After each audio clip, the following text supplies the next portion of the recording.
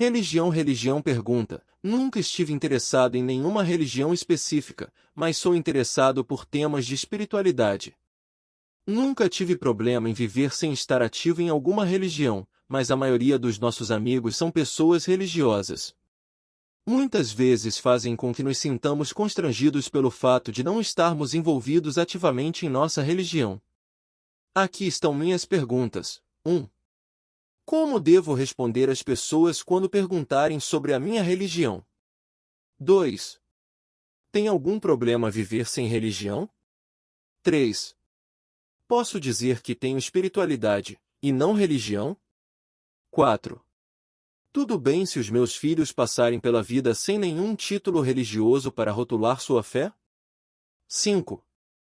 Como os meus filhos devem lidar com essa situação? Resposta: em primeiro lugar, compreenda que você não deve a ninguém uma explicação sobre suas crenças religiosas. A relação de alguém com Deus é um assunto tão pessoal quanto qualquer outro. Mesmo que seus amigos religiosos o pressionem sutilmente para colocar as cartas na mesa, você não tem nenhuma obrigação de lhes dizer nada com o qual não se sinta confortável. Se você é próximo a eles e sente que gostaria de esclarecer sua posição, certamente pode compartilhá-la com eles o quanto quiser. Não vejo nada de errado em não seguir uma religião formal. O aspecto importante de uma vida espiritual é cultivar a presença real de Deus em seu coração. Se a religião ortodoxa o ajuda a fazer isso, tudo bem. Se você consegue realizar isso melhor sem a estrutura de uma religião, tudo bem também. Algumas pessoas até mesmo alternam entre as duas em diferentes períodos da vida. Com as crianças, você pode enfatizar a importância de uma prática que coloque a experiência do divino diretamente na vida delas, e depois, uma forma de compreensão que dê suporte a essa experiência. Suas próprias tendências naturais indicarão que tipo de caminho a Deus melhor lhes convém. Caso sintam-se atraídos para participar de um culto estruturado na igreja, deixe-as confortáveis com isso. Se preferirem uma abordagem mais individualista, podem estar mais voltadas para a devoção ou para o aspecto intelectual, ou talvez sigam um caminho que considere a realização de Deus em termos de purificação e integração do complexo mente-corpo. Basta prestar atenção à forma como seus filhos estão aprendendo sobre a própria espiritualidade, então, incentivá-los e apoiá-los nesse sentido. Verdade e religião pergunta: tenho 19 anos e fui católico minha vida inteira, mas ultimamente tenho questionado minha fé.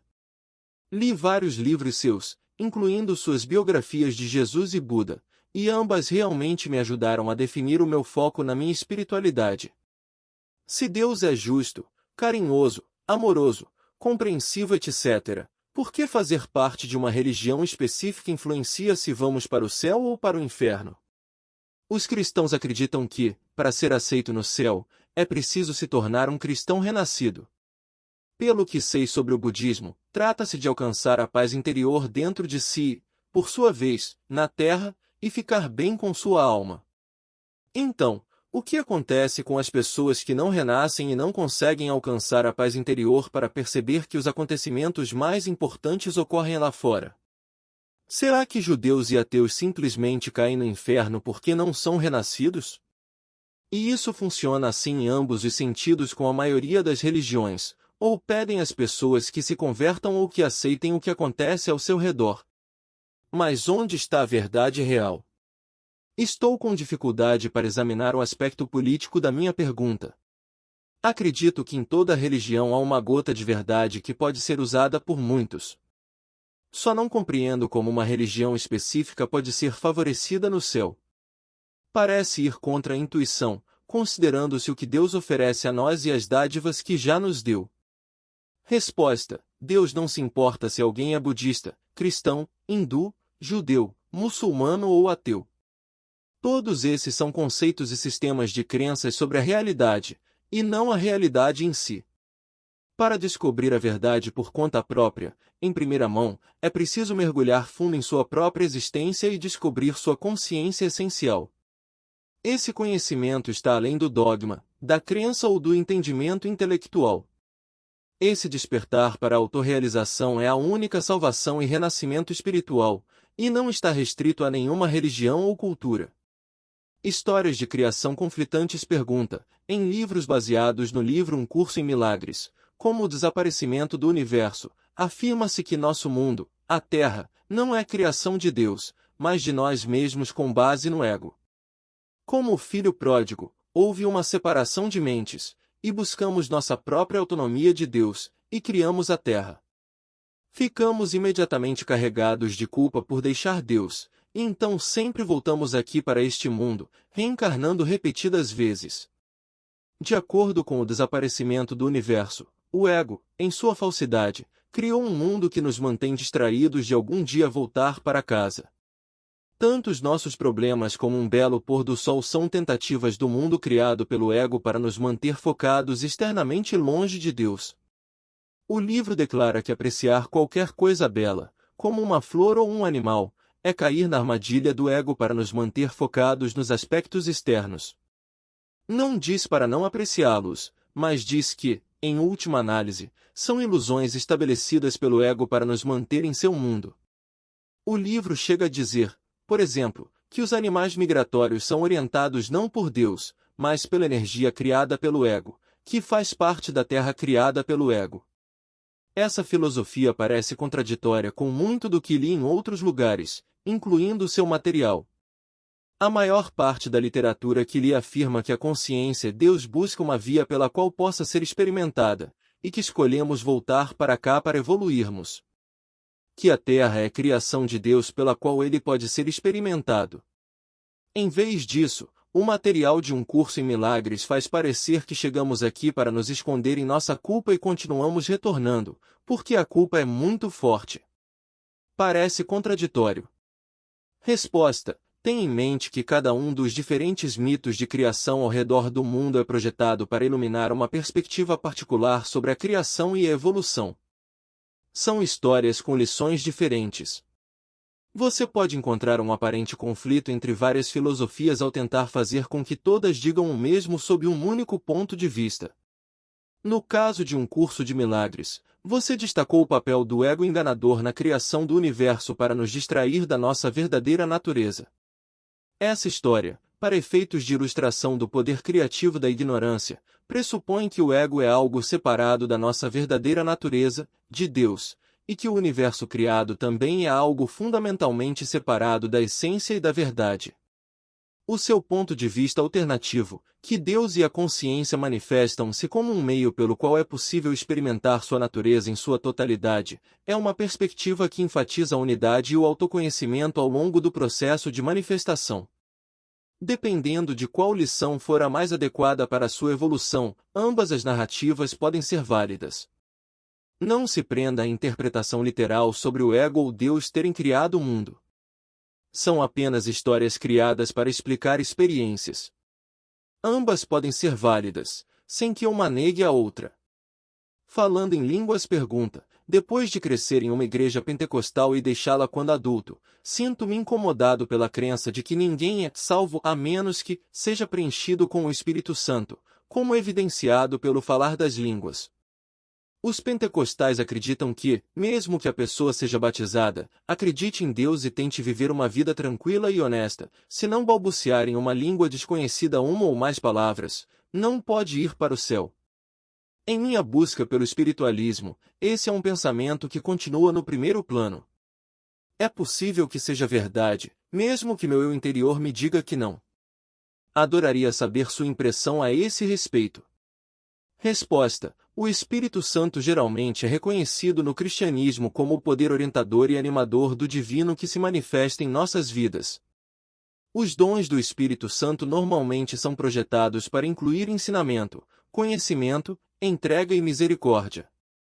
O dom das línguas e da profecia como sinais exclusivos de salvação pelo Espírito Santo é uma perspectiva muito limitada e não merece muita consideração, dado que todas as pessoas iluminadas de todas as culturas, e de todas as épocas, claramente atingiram o potencial humano sem terem tido a experiência de falar em línguas. Equívocos religiosos pergunta: qual você acha que é, essencialmente, o equívoco mais frequente ou mais difundido que a maioria dos ocidentais, principalmente os que se consideram cristãos, cometem em relação ao hinduísmo, aos deuses hindus e ao foco na adoração? Quando tento ler textos sobre o hinduísmo, termino mais confuso do que quando comecei. Resposta: provavelmente, o maior equívoco que os ocidentais cometem sobre o hinduísmo é considerar todos os deuses e deusas várias divindades externas. Na verdade, a interpretação literal exteriorizada da escritura é o principal mal-entendido em todas as religiões. As discussões sobre Deus, céus, infernos, deuses, deusas, demônios, anjos, etc., na verdade, são sobre a jornada em direção ao despertar em nossa própria consciência. Essas palavras descrevem a evolução dinâmica do nosso espírito, e não um mundo externo no qual deveríamos acreditar em termos dogmáticos. Os primeiros pagãos ao redor do mundo também parecem ter mantido uma visão integrada da natureza e sua consciência. O espírito que encarnou as montanhas, rios ou fogo era um aspecto do próprio espírito deles, e tudo era um reflexo do espírito universal que permeava o universo inteiro. Ser infinito pergunta: se existe um ser infinito, e tudo é uma possibilidade infinita, por que precisamos de reencarnação, almas individuais que têm experiências repetidas vezes? Somos uma possibilidade infinita que tem essa experiência ou somos uma alma que tem muitas experiências? O termo alma como um ser contínuo. Resposta: deixando de lado por enquanto a questão de se precisamos de reencarnação, sua pergunta parece resumir-se a: por que o ser infinito precisa fazer algo? Como criar, saber, evoluir, se ele já é tudo? A melhor resposta que posso lhe dar é o que os sábios iluminados do passado disseram sobre isso, ou seja, que há uma distinção entre a potencialidade infinita e a manifestação real. Assim como há uma diferença entre a potencialidade de uma sequoia vermelha na forma de semente e a sequoia plenamente desenvolvida. Não concretizamos nossa natureza verdadeira porque a consciência humana não reconhece completamente seu verdadeiro status ilimitado e infinito. E, como somos parte desse ser infinito, se não estivermos completamente despertos, há uma sensação de que este ser infinito ainda não está completamente concretizado também. Nossa jornada para a autoconsciência, tanto individualmente quanto coletivamente, também está ligada ao despertar dessa consciência infinita. A iluminação do indivíduo está relacionada à iluminação universal, porque a percepção de que a nossa essência é a consciência pura também é o reconhecimento de que essa é a mesma consciência pura da base de toda a criação. Evolução da alma e renascimento pergunta: há cerca de 10 anos, passei um mês em um ashram, um mosteiro, em Ganeshpuri, na Índia. Lá dentro, próximo do portão, havia uma placa que dizia: o fato de você estar aqui é fruto de milhões de vidas passadas. Com base nisso, gostaria que você trouxesse alguma luz sobre algumas questões. Então me pergunto: vou conservar essa proximidade com Deus nas próximas vidas? Ou tenho de evoluir espiritualmente da mesma maneira vida após vida após vida? Percorrer as 7 respostas de Deus que você menciona em seu livro? Quando uma pessoa começa uma nova vida, ela precisa aprender a andar, a falar, a escrever, e a todas as coisas exigidas em uma sociedade em particular. Mas o lado espiritual, a nossa parte eterna, está evoluindo continuamente de uma vida para outra. A meu ver, essa nossa parte eterna conservará o conhecimento adquirido durante as vidas anteriores e ganhará mais sabedoria durante as próximas. O efeito desse mantra estará comigo também durante as próximas vidas? Visto que estou no caminho espiritual, também me sinto preso.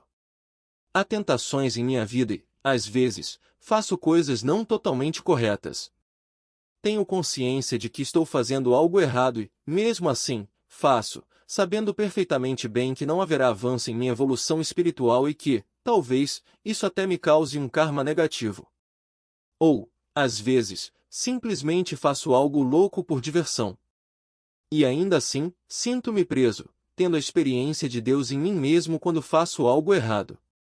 A presença de Deus preenche o meu ser a cada segundo, e não consigo voltar atrás de jeito nenhum. Percebo, é claro, que não chego nem perto de um mama em evolução espiritual. Ainda assim, às vezes me pergunto não sobre quantas vidas ainda tenho, mas a que altura ainda terei de ir. Preciso ter todas as experiências pelas quais um mama ou um guru passaram para chegar onde devo chegar. Qual é a verdadeira iluminação, de fato? Como saber quando estamos em nossa última vida? Resposta: a evolução da alma não é uma transformação da alma da imperfeição para a perfeição. A evolução do Jiva, o espírito individual, é a percepção progressiva de que é Atman, alma ou sopro vital, e que sempre foi. Esse Atman é idêntico àquela plenitude ilimitada da consciência chamada Brahma. Quando alcançamos essa autorrealização, obtemos a finalidade da nossa experiência humana. Não nos identificamos mais com os nossos desejos e com o karma e, assim, eles não têm mais o poder de germinação para nos trazer para outra encarnação.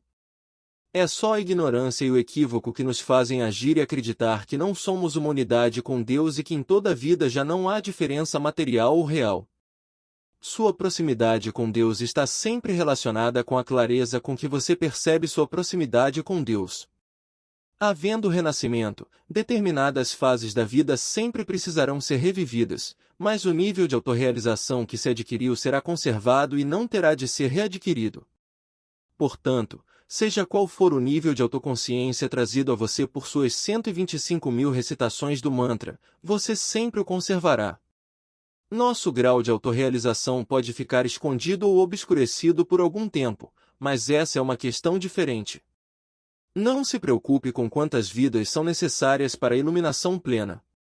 Mesmo que você tenha atingido o nível de autorrealização que não exige mais renascimento humano para sua iluminação, você pode retornar para o benefício de outras pessoas. Estará finalizado quando estiver finalizado. Basta focar a atenção na vida presente e desfrutar do momento presente. Lembrando vidas passadas pergunta, se, como você diz no livro Imortalidade Diária, nossos espíritos são eternos, atemporais e imortais, por que não me lembro de nada para além da infância desta vida? Resposta: devido à forma como a nossa mente consciente é construída, podemos apenas lembrar uma quantidade limitada da nossa história total de experiências. A mente limitada é projetada para dar atenção à presente tarefa em mãos. Nosso espírito imortal e eterno conhece a própria natureza diretamente, independente das limitações da mente ego-consciente. As duas faculdades de consciência têm papéis diferentes a desempenhar. Alguns indivíduos se lembram das experiências de vidas passadas quando aqueles sanskaras apresentam-se na mente consciente. Tudo depende das necessidades evolutivas particulares do indivíduo naquele momento. Escolhas da vida pergunta: é verdade que aqueles com deficiência física ou mental escolheram suas limitações naquela vida antes de reencarnarem?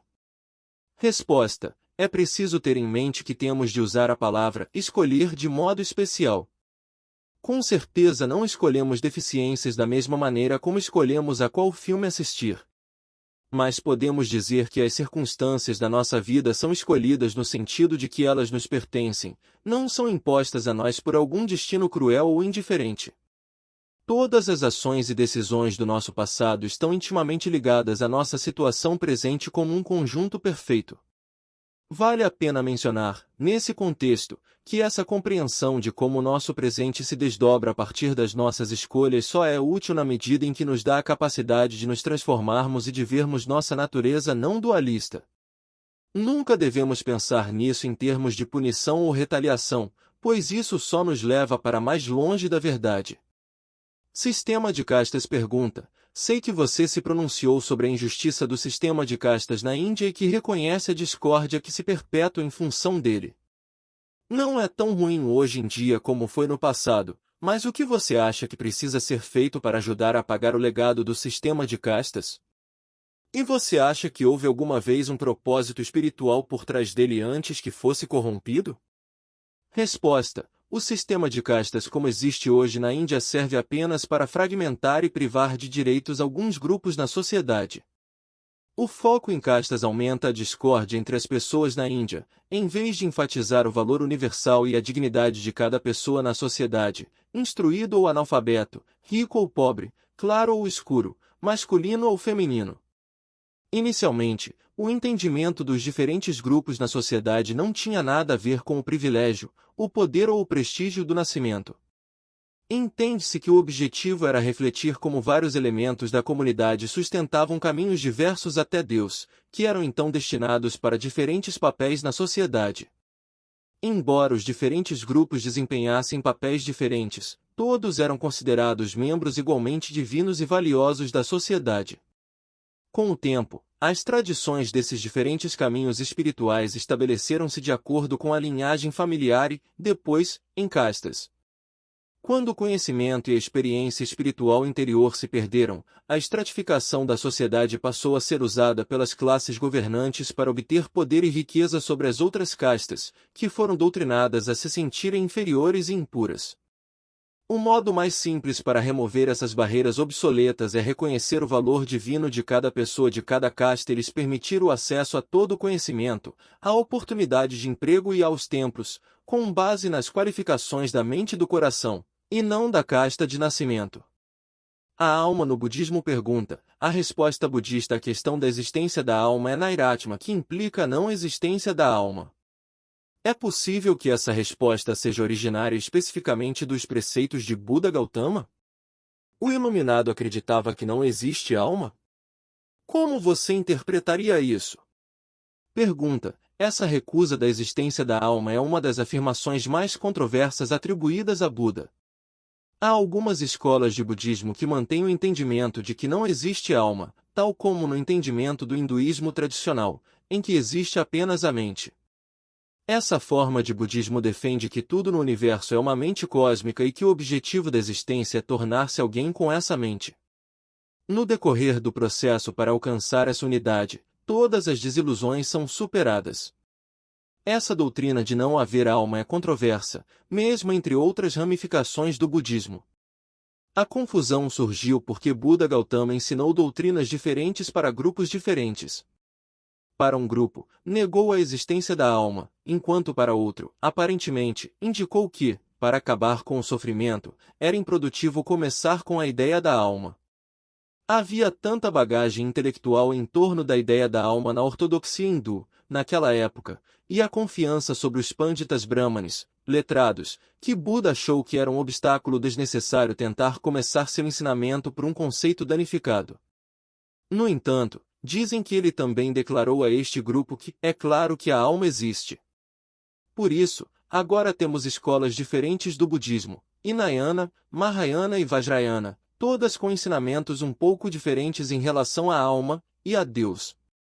Um sábio indiano me disse uma vez que todos os grandes professores vêm com o mesmo conhecimento universal e eterno, mas que a ênfase particular de seus ensinamentos dependerá da necessidade particular da época em que se encontram e de qual conhecimento as pessoas precisam para corrigir o desequilíbrio que acumularam nas tradições anteriores. No caso de Buda, o conhecimento espiritual era excessivamente dependente do sacerdócio Brahmane na época, e era necessário mudar a ênfase em direção a uma espiritualidade autoconfiante e orientada para a compaixão, e isso exigia uma ruptura ideológica com a teologia ortodoxa hindu. A experiência do estado final da consciência de unidade é, evidentemente, a mesma para todos os caminhos, independentemente da terminologia. O sofrimento no budismo pergunta, ao ler sobre o budismo, o que realmente me confundia era toda aquela fixação no fato de que a vida é sofrimento. Quando olhei mais a fundo, percebi que essa negatividade era um fator usado em praticamente todas as regiões, como a ideia cristã do pecado original e o preceito islâmico de submissão completa a Allah, que via a forma humana como algo bem inferior à do santo. Resposta: o budismo não tem fixação no sofrimento. Apenas começa com essa verdade, porque essa é a experiência comum da humanidade. Todo crescimento e aprendizado devem começar do ponto em que nos encontramos no presente e seguir a partir daí. A maioria das pessoas não tem conhecimento da sua natureza essencial, e essa ignorância é a base da experiência do sofrimento. No entanto, o budismo, ao afirmar que o sofrimento é a condição humana comum, não quer dizer que temos de permanecer na ignorância e no sofrimento. Seu ensinamento como um todo é sobre como sair do sofrimento. Essa é a mensagem importante do budismo a ser aprendida, e ao experimentar a verdade interior da nossa consciência, podemos nos tornar livres do sofrimento. A lei do Dharma pergunta: você descreve 3 aspectos da lei do Dharma. O primeiro é que todos nós estamos aqui para descobrir nosso eu mais elevado, e perceber que a nossa natureza essencial é espiritual. Dentro de cada pessoa há um ser divino que anseia obter expressão plena. A segunda parte da lei do Dharma determina que todos nós temos um talento único, algo que fazemos melhor do que qualquer outra pessoa do planeta. Estamos aqui nesta vida para descobrir qual é o nosso próprio dom especial. Uma pista de que descobrimos o nosso Dharma é perdermos a noção do tempo e experimentarmos a consciência temporal sempre que estamos fazendo algo em particular. Entramos em um estado de felicidade. Usar o nosso talento único para servir à humanidade é o terceiro aspecto da lei do Dharma. Quando usamos nossa expressão criativa para atender às necessidades das outras pessoas, experimentamos a verdadeira alegria e o êxtase. E nos desligamos do medo e da luta do ego, e nos entregamos para a sabedoria do nosso eu mais elevado. Viver em Dharma nos permite desfrutar do amor ilimitado da nossa essência espiritual. Ter um talento único quer dizer que você é o melhor em alguma coisa? É possível que talvez todos nós tenhamos muitos talentos e peguemos um, mas que não seja realmente melhor do que de todas as outras pessoas, apenas que possamos fazê-lo bem. Pode haver de fato um talento que nos torne melhor naquela ação específica do que qualquer outra pessoa? Há muitos artistas que são formidáveis, e talvez esse seja o Dharma deles, uma vez que estão fazendo o seu melhor e se trata da sua própria genialidade, mas não é algo único. Isso quer dizer que nenhum de nós encontrou de fato o verdadeiro Dharma? Como é possível que milhões de pessoas encontrem, cada uma, o talento no qual é a melhor, especialmente se todos nós somos um espírito e partes de uma unidade? Resposta: o talento único não se trata de ser a pessoa mais bem-sucedida ou mais aclamada em seu campo de atuação. Já somos únicos em virtude da nossa história individual de experiências e relacionamentos. O que precisamos fazer é investigar de que forma nossa singularidade nos permite contribuir plenamente com a nossa parte do quebra-cabeça para a integralidade do universo. A singularidade de cada um é um aspecto estabelecido. Já está lá. Basta se apropriar completamente dela e ativar o próprio potencial. Assim, se você é um artista, isso não significa que você tem de ser o melhor artista do mundo e ter seus retratos na National Portrait Gallery, em Londres, para estar em seu Dharma. Isso significa que você entende o caráter especial de quem você é, com sua formação e experiências de vida, e isso lhe permite ser o artista perfeito para aquilo que você precisa expressar. Essa simples autoconsciência e o exercício de suas capacidades distintivas em si mesmo constituem seu Dharma. E também não é preciso estar limitado a um campo de atuação. Se a poesia é algo que você ama e para a qual tem algum talento, sua poesia pode ser uma parte essencial de sua contribuição para o mundo, mesmo que não seja considerada uma poesia de classe mundial pelos críticos ou mesmo pelo seu crítico interior. Tibetanos Bardos e Seres Humanos pergunta: acabei de ler o livro tibetano do Viver e do Morrer, de Sogyal Rinpoche. Achei a obra muito interessante, especialmente a parte em que ele descreve a visão budista da vida após a morte e seus diferentes bardos. Ele explica como nós, quando mortos, temos várias chances de nos tornarmos iluminados e como evitar renascer. Na verdade, muito disso é sobre evitar renascer.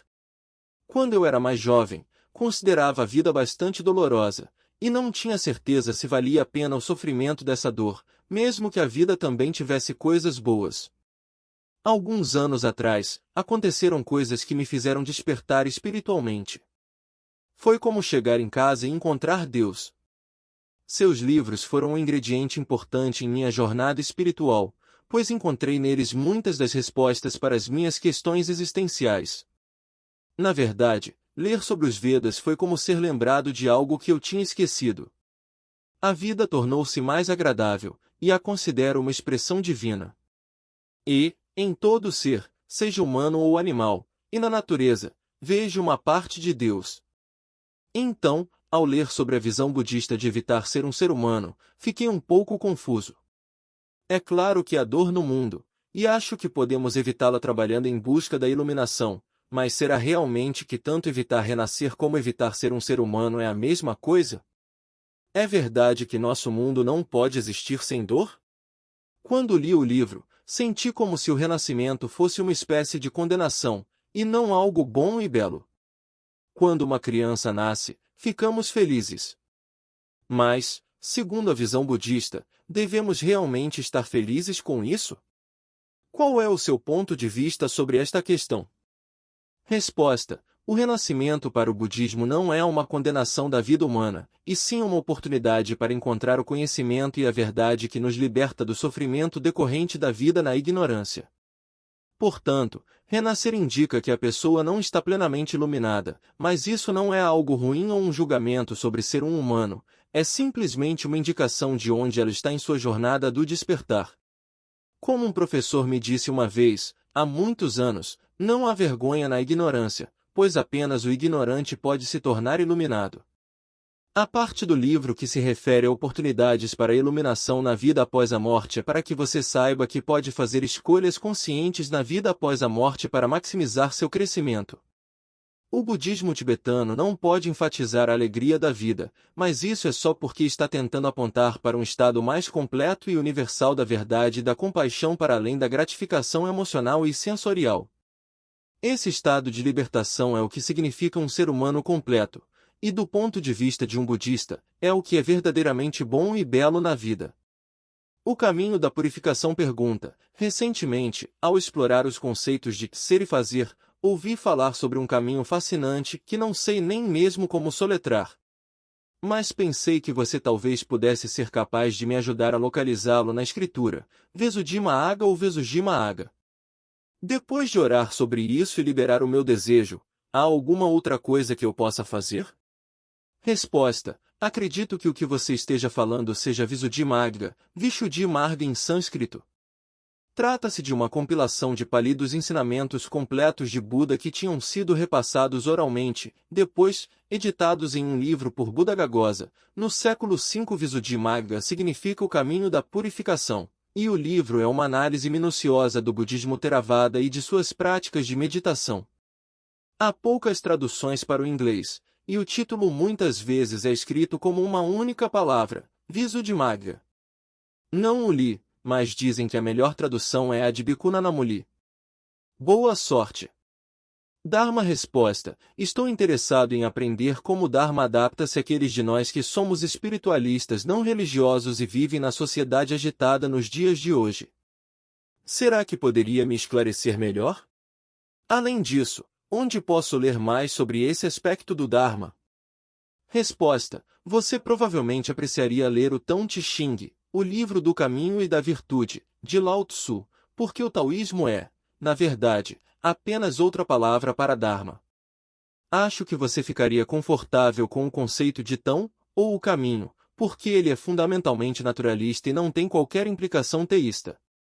Você descobrirá que o conceito budista de Dharma também é livre de conotações religiosas e é psicologicamente muito justo. Você pode ter sido mal informado sobre o Bhagavad Gita, porque ele não é um texto budista. Dharma é a ação que está em alinhamento com as forças da criação. Para se tornar sintonizado com essas leis da evolução, é preciso aprender a pensar e a agir a partir da nossa consciência essencial. Quando estamos vivendo de acordo com nosso Dharma, estamos cumprindo nosso propósito na vida sem tensão ou discórdia. Contemplando uma mudança pergunta, tive uma quantidade enorme de benefícios discretos dos meus anos de prática, mas questiono minha falta de sonhos não realizados.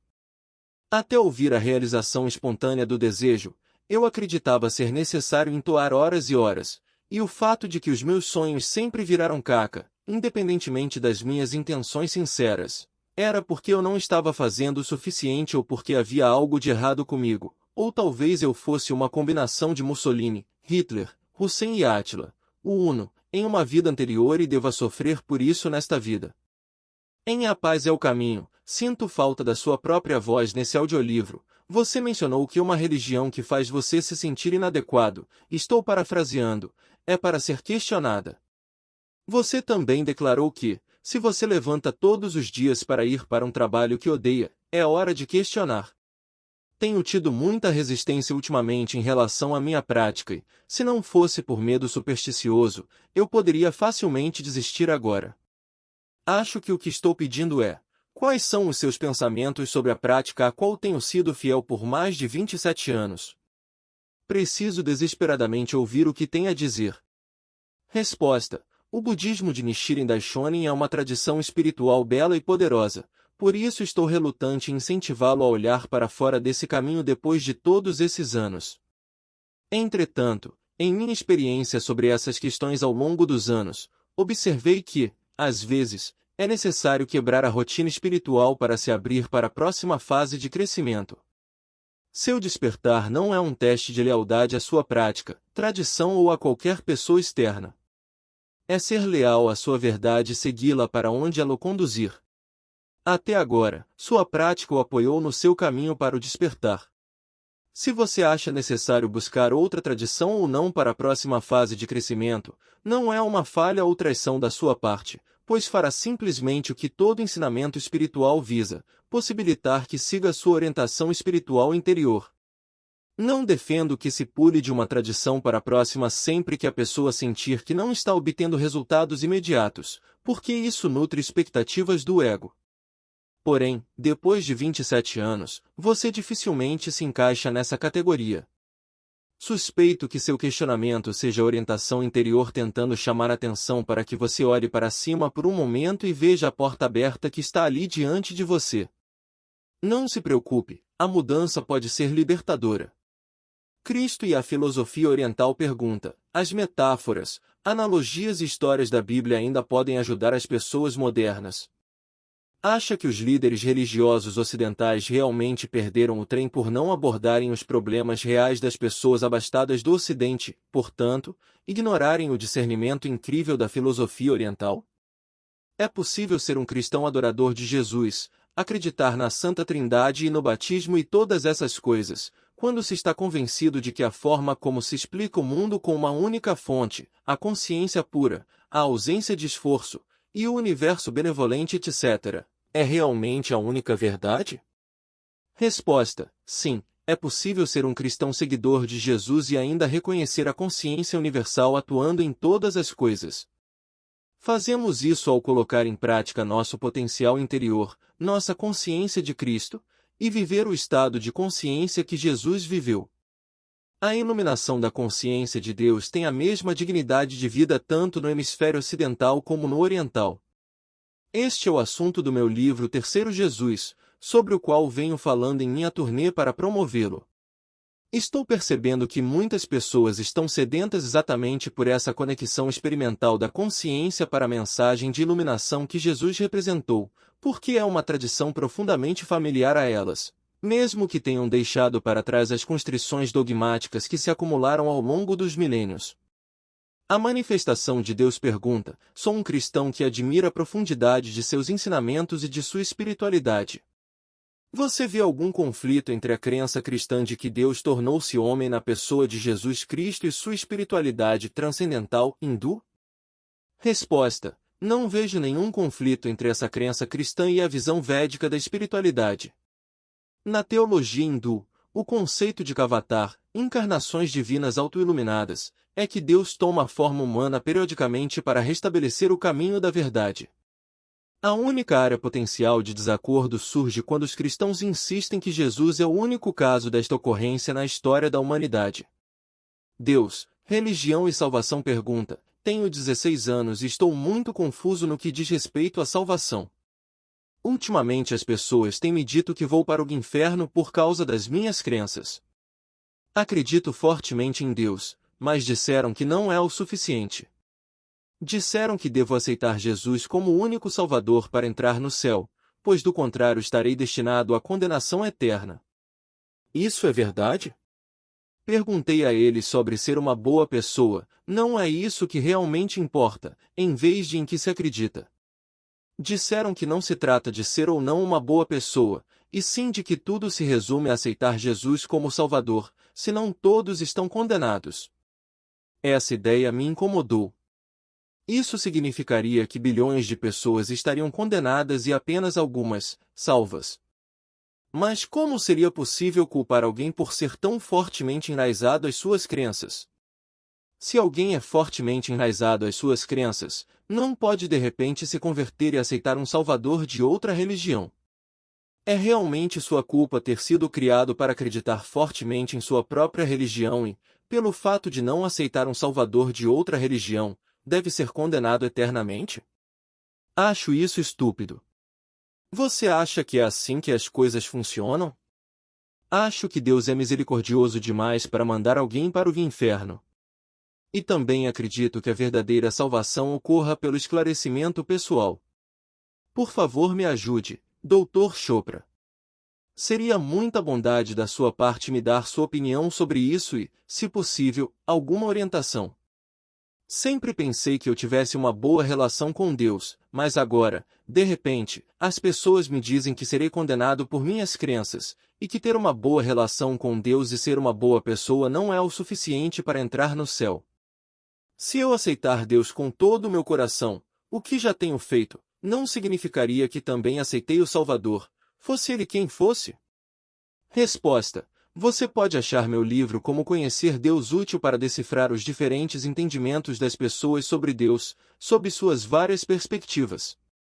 O Deus da condenação e da salvação é suportado pela necessidade de desenvolvimento em aceitar o poder e pelo medo de sobrevivência. Isso implica que sigamos todas as regras para sobrevivermos ao julgamento de Deus. Uma vez experimentado o eu mais elevado, a resposta de consciência em repouso, sabemos que Deus não está fora de nós mesmos e que nossa essência é indestrutível, está além do espaço e do tempo. Sua verdadeira essência está além do julgamento, da salvação ou da condenação. Ela simplesmente é. A mensagem de Jesus é amar aos outros como a si mesmo e que o reino dos céus está ao alcance. Não é a mensagem de prometer lealdade ao nome de Jesus e sua alma será salva da punição de Deus. Acho que você está no caminho certo. Confie em seus sentimentos sobre essa questão. Deixando a própria religião pergunta, caro Diepat, fui criado em um lar evangélico que acredita estritamente na Bíblia. Ao entrar na faculdade, comecei a pesquisar religião e conheci pessoas novas com diferentes formações. A exposição a novas experiências mudou a maneira como vejo o mundo. No momento, estou apenas buscando a verdade e já não sou mais um cristão. Devo dizer aos meus pais que já não acredito naquilo que eles me ensinaram e arriscar partir o coração deles e ser renegado, ou é melhor ser desonesto com eles para manter a aceitação e a paz de espírito deles? Parece que não há nenhuma boa opção. Será que meu propósito na vida pode ser me libertar, mostrar a eles como enxergar as coisas de forma diferente? Muito obrigado por seu tempo. Isso significa bastante para mim.